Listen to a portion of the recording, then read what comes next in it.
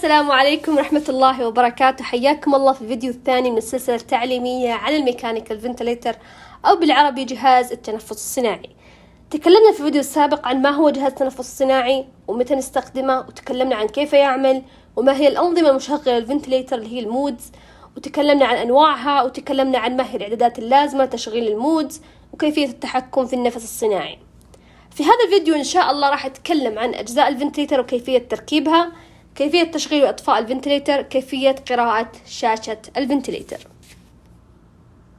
أجزاء الفنتليتر يتكون من شاشة عرض، ويتكون من جسم الجهاز، ويتكون من حامل أنابيب وأنابيب غاز اللي هي اير وأكسجين، ويتكون من صمامات تنفس اللي هي صمام شهيق، صمام زفير، وأنابيب تنفس اللي هي أيضا شهيق وزفير، وجهاز ترطيب اللي هو الهيوميديفاير، وحساس اللي هو سنسر،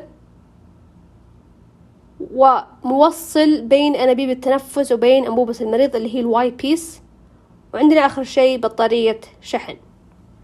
كيفية تركيبه: أول شيء نشبك الفنتليتر بالكهرباء لأنه جهاز فطبيعي نشبكه بكهرباء عشان ما نفضي البطارية اللي نحتاجها في وقت الطوارئ.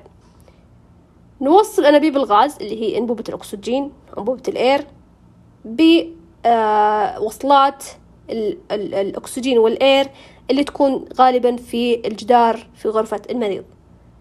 نركب أنابيب التنفس اللي هي أنبوب الشهيق في صمام الشهيق، وأنبوب الزفير في صمام الزفير. بعدين نركب الموصل بين أنبوبة المريض وأنابيب التنفس اللي هي الواي بيس. بعدين نركب جهاز الترطيب اللي هو الهيوميديفاير، سواء كان جهاز مائي مثل ما انتم شايفين يحتاج كهرباء ويحتاج نعبيه ماء،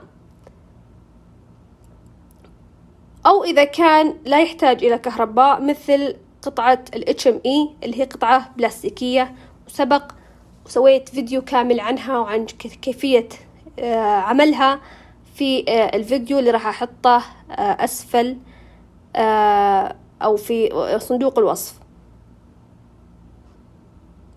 بعدين نركب السنسر أو اللي هو الحساس، سواء كان داخل الجهاز أو على أنبوبة التنفس، وهذا يعتمد على الشركة المصنعة للجهاز كيف تصمم مدخل الحساس أو السنسر. بعدين نثبت كفرات الجسم عشان ما يتحرك الجهاز ويحصل لنا مثلا فصل للمريض عن الجهاز. بعدين نعلق أنابيب التنفس على حامل الأنابيب. كيفية إطفاء وتشغيل الفنتليتر: يختلف تشغيل الفنتليتر حسب تصميم كل شركة مصنعة للفنتليتر. لازم قبل نستخدم أي جهاز نكون مطلعين على ملف التشغيل الخاص بالشركة قبل استخدام الفنتليتر. مثلا شركة دريجر تشغيل الجهاز يكون فقط ضغطة واحدة على زر التشغيل اللي هو في شاشة العرض، مقارنة بشركة سيرفو يو أو ماكيت يكون تشغيل الجهاز فيها خلف جسم الجهاز عن طريق مفتاح حديدي مثل ما هو موضح عندكم بالصورة.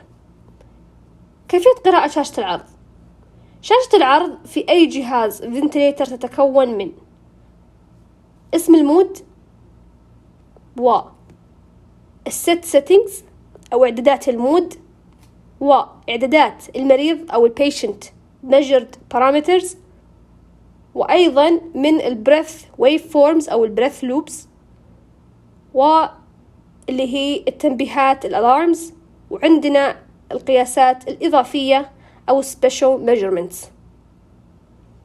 طبعا يختلف ترتيب الشاشة من شركة لشركة أخرى، اختلاف بسيط، كل ما تعودت على شركة معينة صارت أسهل عليك قراءة الشاشة في الفنتليتر. طبعا هذا الفيديو عبارة عن زي بداية للدخول في تفاصيل الفنتليتر، لكن حبيت انكم تعرفون شاشة العرض كيف قراءتها وتعرفون تفاصيل الفنتليتر قبل نبدأ نتفصل أكثر في الفنتليتر. وإلى هنا أكون معاكم، وصلت لنهاية الفيديو. معاكم أسماء الشمري، ودمتم بود.